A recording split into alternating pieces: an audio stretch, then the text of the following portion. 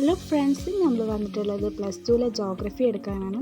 അപ്പോൾ geography second പാർട്ടാണ് എടുക്കുന്നത്, ഇന്ത്യ, പീപ്പിൾ ആൻഡ് എക്കോണമി. അതിലെ ഫസ്റ്റ് ചാപ്റ്ററാണ് ഇന്നത്തെ ക്ലാസ്സിൽ നമ്മൾ നോക്കുന്നത്. അപ്പോൾ അതിലെ ഫസ്റ്റ് ടോപ്പിക്ക് വരുന്നത് പോപ്പുലേഷൻ ഡിസ്ട്രിബ്യൂഷൻ ആണ്.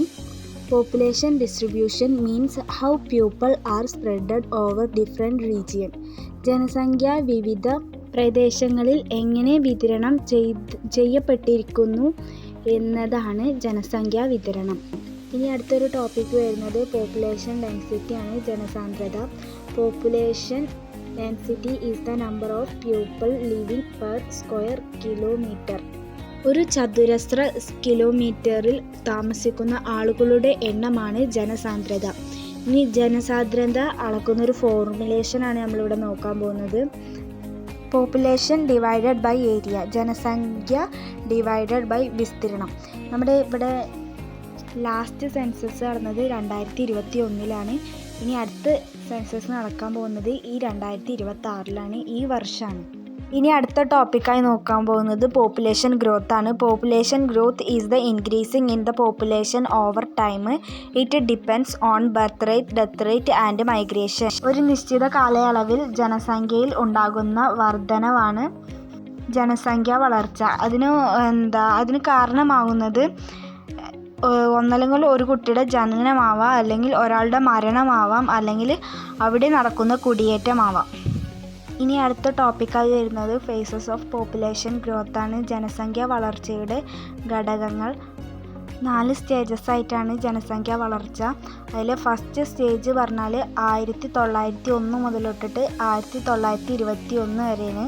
സെക്കൻഡ് സ്റ്റേജ് വരുന്നത് 1921 മുതലൊട്ടിട്ട് 1951 വരെയാണ്.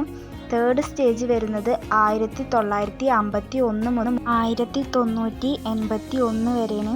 പിന്നെ ലാസ്റ്റ് സ്റ്റേജ് അഥവാ ഫോർത്ത് സ്റ്റേജ് വരുന്നത് 1981 മുതലാണ്. ഈ കാലഘട്ടങ്ങളിൽ എന്താണ് സംഭവിച്ചിട്ടുള്ളതെന്ന് നമ്മളിവിടെ ഷോർട്ട് നോട്ടാക്കിയിട്ട് കൊടുത്തിട്ടുണ്ട്. അപ്പോൾ ജസ്റ്റ് ഇതൊന്ന് വായിച്ച് നോക്കുക. ഞാൻ പറയുന്ന നോട്ട്സ് പഠിച്ചാൽ തന്നെ ഈ ഒരു ചാപ്റ്ററിന് നല്ല മാർക്ക് സ്കോർ ചെയ്യാം.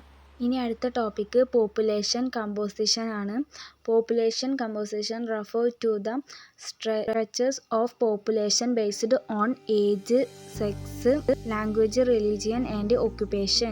പ്രായം, ലിംഗം, താമസം, ഭാഷ, മതം, തൊഴിൽ എന്നിവയുടെ അടിസ്ഥാനത്തിൽ ജനസംഖ്യയെ പഠിക്കുന്നതാണ് ജനസംഖ്യയുടെ ഘടന.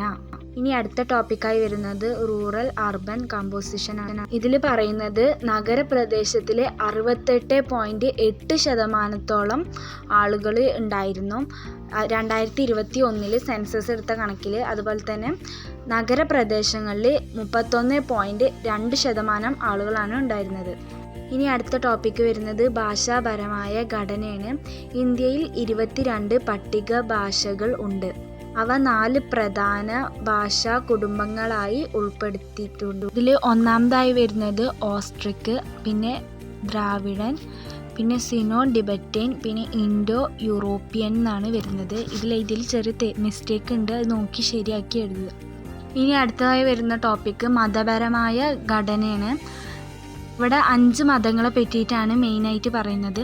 അതിൽ ഫസ്റ്റ് ഏറ്റവും കൂടുതൽ വരുന്നത് ഹിന്ദുസാണ്, പിന്നെ വരുന്നത് മുസ്ലിംസും, പിന്നെ ക്രിസ്ത്യൻസും, പിന്നെ സിഖും, പിന്നെ ബുദ്ധിസ്റ്റും, പിന്നെ അതുപോലെ തന്നെ ജൈനിസുമാണ് വരുന്നത്. ഈ 6 മതങ്ങളെ പറ്റിയിട്ട് പഠിക്കാനുണ്ട്, നമ്മൾ ടെക്സ്റ്റ് ബുക്കിൽ വിശദമായി കൊടുക്കേണ്ടത്. ഞാനിതിൽ മൊത്തം കാര്യങ്ങൾ പറഞ്ഞിരുന്നില്ല, പോയിൻ്റാക്കിയിട്ടാണ് കുറച്ച് കാര്യങ്ങളൊക്കെ പറഞ്ഞിരുന്നത്. അപ്പം നിങ്ങൾ കൂടുതലായിട്ട് ടെക്സ്റ്റ് ബുക്കിൽ നോക്കി പഠിക്കുക. ഇനി അടുത്തൊരു ടോപ്പിക്ക് എന്ന് പറഞ്ഞാൽ ലാസ്റ്റത്തെ ടോപ്പിക്കാണ് ഒക്കുപേഷണൽ കാറ്റഗറീസ് ആണ്. Cultivators, agricultural labours, house hold industrial workers, other workers. തൊഴിലാളികളെ 4 വിഭാഗങ്ങളായി തരംതിരിച്ചിരിക്കുന്നു. കർഷകർ, കാർഷിക തൊഴിലാളികൾ, ഗാർഹിക വ്യവസായ തൊഴിലാളികൾ, മറ്റ് തൊഴിലാളികൾ. ഇങ്ങനെ 4 കാറ്റഗറീസ് ആയിട്ടാണ് തൊഴിലാളികളെ തരംതിരിച്ചിട്ടുള്ളത്. ഇനി ഈ ഒരു ചാപ്റ്ററിൽ ശ്രദ്ധിക്കേണ്ട മറ്റൊരു ഭാഗമാണ് മെയിൻ വർക്കേഴ്സ്, മാർജിനൽ വർക്കേഴ്സ്, അതുപോലെ തന്നെ നോൺ വർക്കേഴ്സ്. ഇവരെ കുറിച്ചിട്ടും ജസ്റ്റ് ഒന്ന് നോക്കി വെക്കുക. അപ്പോൾ ക്ലാസ്സിൽ പറഞ്ഞിട്ടുള്ള എല്ലാ കാര്യങ്ങളും മനസ്സിലായിട്ടുണ്ടാവുമെന്ന് വിചാരിക്കുന്നു. അപ്പോൾ ഇതിൽ ഷോർട്ടാക്കിയിട്ടാണ് പറഞ്ഞിട്ടുള്ളത്. ഇതൊന്നും കൂടി എക്സ്പ്ലെയിൻ ചെയ്തിട്ട് പഠിക്കാം, അല്ലെങ്കിൽ ഇതുപോലെ ഷോർട്ടാക്കിയിട്ട് പഠിക്കാം. പിന്നെ ചാനലിൽ ഇതിന് മുമ്പും ഒരുപാട് ക്ലാസ്സുകൾ ഇട്ടിട്ടുണ്ട്, ജോഗ്രഫിയുടെ ഫസ്റ്റ് പാർട്ട്.